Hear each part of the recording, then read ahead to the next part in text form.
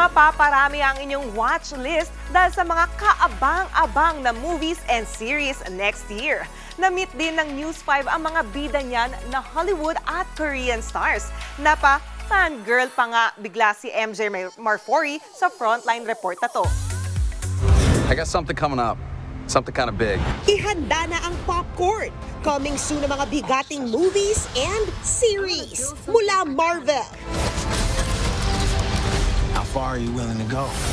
Star Wars, A crew of murderous pirates is coming. at marami pang iba. This world. Ilan lang yan sa best of best ng Disney for next year na dinala nila sa bonggang event sa Singapore.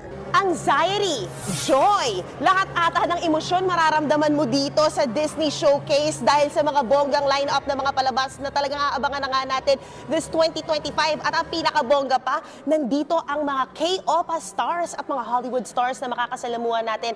At syempre, kikwento nila sa atin ang 2025 line-up ng Disney. Pinasilip din ng live action na Snow White starring Gal Gadot at Rachel Zegler. Showing na yan sa March. Incredible story to the impeccable music. We cannot wait to bring this magic-filled adventure to a theater near you very, very soon. Lumanding na rin ang pinakabagong Captain America na si Anthony Mackie. Sa kanya ipinasa ni Chris Evans ang role. Fresh naman mula sa Pamilya Sagrado, nakasama rin natin si Kylie Chari at High Street star AC Bonifacio. Gagawa sila ng content for Disney. Pangarap lang to ng mga bata noon eh.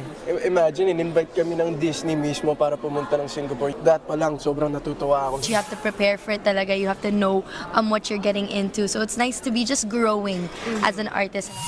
Isa pang bongga!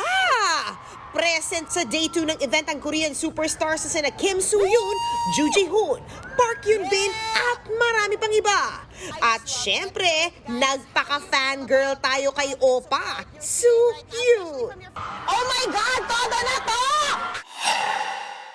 Pang out of the world naman talaga ang bagong sci-fi series ng isa pang Korean superstar na si Lee Min-ho, ang When the Stars Gossip.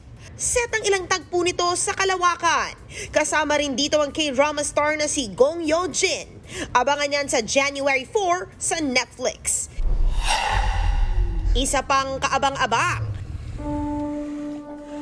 ang live action ng How to Train Your Dragon. It's okay. I won't hurt you.